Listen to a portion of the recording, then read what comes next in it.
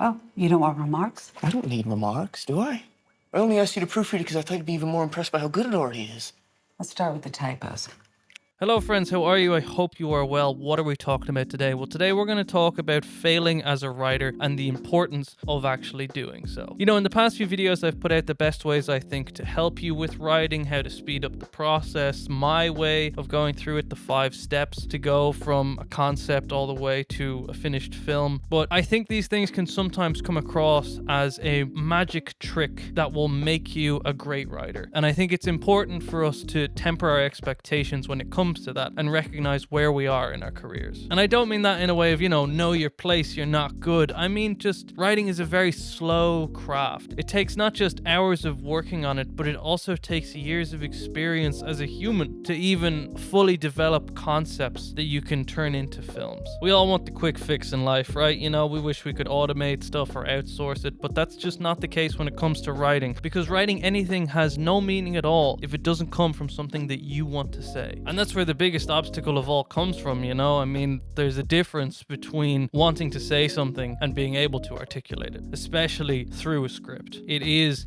an incredibly difficult thing to do, but it is possible. I'm sure most of you have been in the same situation as myself. When you've come up with an idea or a concept, you have a log line or you have a synopsis, or maybe you've even gotten past that and you have a draft and you want to send it off and get feedback for it. And and the only thing that we want in return when someone gives us notes is just them telling us how good it is. Like, that's all we ever want. That's all we've always wanted. We want to give it to someone, and we want that Amadeus Mozart moment where they just drop all of the sheets to the ground because they're in such awe of our skill and our technique, because it has to be, right? Because we believe in our work so much that it is amazing. It has to be amazing. But that's ego creeping in, because I think we all do it. We all want our work to be the best in the world, but we'll settle for just the best of where we are now. But I just want to go through a few points for people to take on when it comes to writing, and more importantly, when it comes to failing at writing, which we all do. So first off, let's redefine it. Failure is not the end of the road when it comes to a script, and it should not be something that you then throw into the bin and light the bin on fire because it was a waste of time and a waste of energy. It's not that. You need to think of these things as the best and most pinnacle moments of learning when you are writing, and it's unfortunately the most painful. Well, there's something quite poetic about that, because discomfort and pain is the key to growth.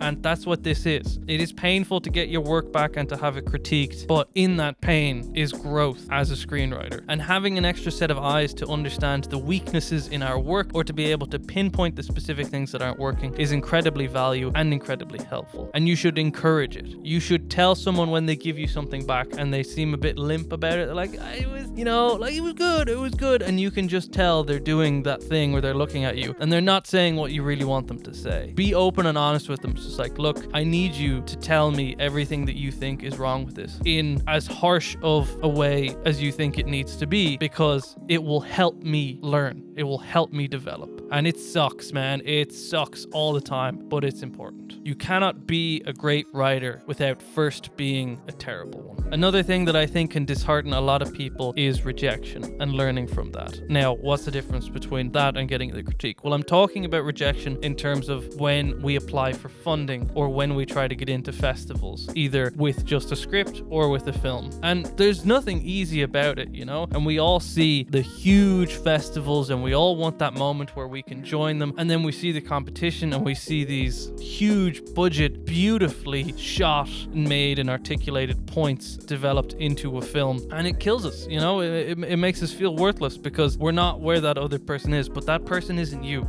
You need to learn that maybe it's not your time right now, but it will be your time eventually. I believe I said it in my first video about Quentin Tarantino making Reservoir Dogs when he was 27, and I am turning 27 this year. But one of the things that I think is important to know about that is that you look at Reservoir Dogs, you look at it as a film and you go, my God, how could you not make this? It's so obvious that it's good. That script, Reservoir Dogs, was rejected multiple times before it actually got made, which meant he had that script and put it in front of producers and said, please let me make this. And a bunch of them said no. And that's the same situation we're in, just on a microcosm. You try to get your film or your piece into some sort of festival or recognition, or you just try to get something off the ground and people say, no, it's not good enough, you know? And that's okay. You need to be okay with rejection, because you will always get rejected. You know, it's that saying where, you know, you can get 99 no's, but the one yes is going to do it. Another thing to touch on is the creative process, and really that sometimes you can be a bit too harsh on yourself. You know, it's Hemingway who said that the first draft of anything is crap. And he's right. You know, you need to embrace the messiness of the craft and the messiness of your work. If you saw my previous video, you basically just watched me ramble about crap for 10 minutes straight. And I don't think it's crap, but you have to get through the crap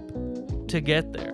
Understand that it is a game of revisions. They will be messy at the start, but you will work at them. You will carve them away and slowly turn them into something actually decent and actually worthwhile, be it your craft as a filmmaker or your writing. And one of the elusive things that people talk about in the industry is your voice as a filmmaker. And I think you cannot have a voice without failing and without revising your work. You just can't. If you just keep throwing stuff at the wall and never learning from your mistakes, or at least never trying to learn from your mistakes, you will not hone in on what it is you want to say. And you know, one of the bonuses I feel that you go through when pursuing this craft is building up a resilience. You know, every time you face that curtain being drawn and you expose your work to people and you just take the criticism straight to heart, even though you shouldn't, but you do because you love what you do so much. It's important to separate yourself from that, but it also builds you as a person. You know, writing is a very lonely endeavor, and it's a lot of time with you and your own thoughts, and then bottling all of that up and containing it into a script and handing it out to someone almost like your most deepest, darkest secrets and asking them to tear it apart. And sometimes that's all they do. They just tear it apart and there is nothing left. And when you face that kind of setback and say to yourself,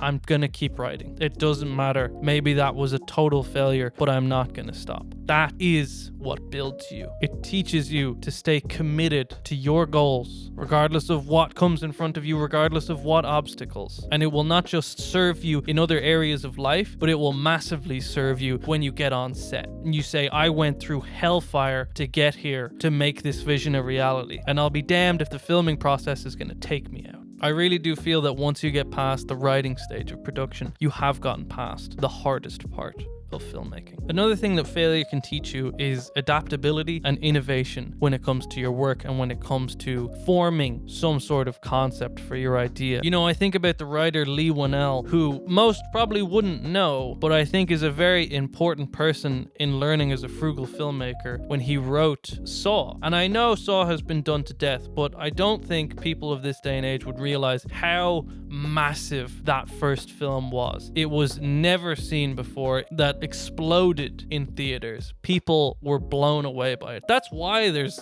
18 million of them. Because what Leigh did when he wrote Saw was he challenged himself to write an entire story that only took place in one room. And he did that because he didn't have enough money to do a huge budget film. So he said, okay, I could either stop now and say it's impossible, or I could innovate. I could adapt to this situation and try and come up with something. And what he did by adapting and innovating from the obstacle in front of him was he created a 2-decade-long franchise. And one of the final points I want to bring up as almost a combatant for that resilience is your own personal growth from failing as a writer. Because it teaches you true humility when you put so much of yourself into an artwork and give it to someone and it's torn apart. And constructively torn apart or just torn apart. It teaches you that you have room to grow and you should grow and you should be striving for that. And learning to accept that you are not the best at what you do, no matter how much you put into it. You know, it's not about just being an excellent writer. It is about the pursuit of excellence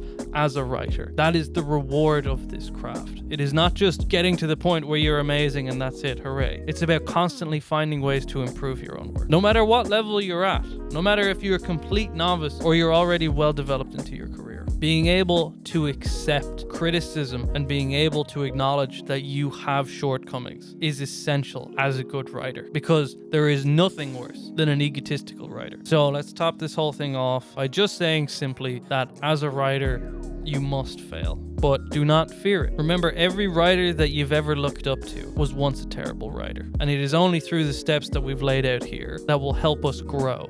Thank you for joining me today. I hope you enjoyed. If you made it this far, feel free to like and subscribe to the video. If you want to share any of your own tips, your own critiques, your own thoughts, please do lay them out in the comments and I'll get back to you. I'll say hi down there. But for now, keep writing, keep failing, keep improving. Take care.